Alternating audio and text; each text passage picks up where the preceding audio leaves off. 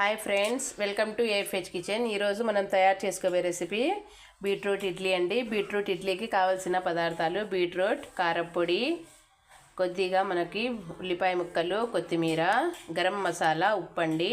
వీటన్నింటిని మిక్స్ చేసేసుకుందాం. ఇడ్లీ పిండి అండి. వీటన్నింటిని ఒకసారి మిక్స్ చేసుకుందాం. పిల్లలు రకరకాల ఇడ్లీలు పెడుతుంటే ఇష్టపడతారండి. ఒకటే రకం ఇడ్లీ అంటే ఎవరు తినరు. ఇలా రకరకాలుగా మారితే టేస్ట్ ఉంటుంది.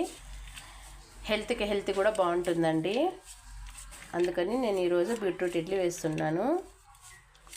దీన్ని ఒక 5 మినిట్స్ మసాలా బాగా పట్టుకునే విధంగా కలిపి పెట్టేసుకుందాము. చూడండి, ఇడ్లీని అయితే ఈ విధంగా వేసుకున్నానండి. ఇడ్లీ వేసేసుకున్న తర్వాత మనము పైగా దీన్ని బీట్రూట్ని ఇలా వేసేసుకుందాము.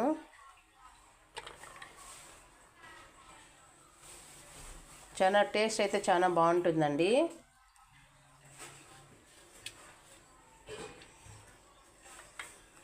ఇలా ఇడ్లీలన్నింటికి మనము మసాలా పట్టే విధంగా వేసుకుందామండి. వీటిని ఇప్పుడు స్టీమ్ పట్టేసుకుందాం.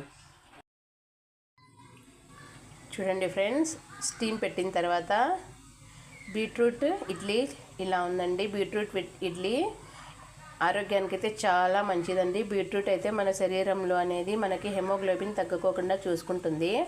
పిల్లలకి ఇలా రకరకాలు చేసి పెడుతూ ఉంటే బీట్రూట్ కూడా అలవాటు అవుతుందండి. కొంతమంది పిల్లలు అయితే ఎంతో ఇష్టంగా తింటారు, కొంతమంది పిల్లలు అస్సలు ఇష్టపడరు, తీయగా ఉంటుందని. కానీ ఆరోగ్యానికి అయితే చాలా మంచిదండి బీట్రూట్.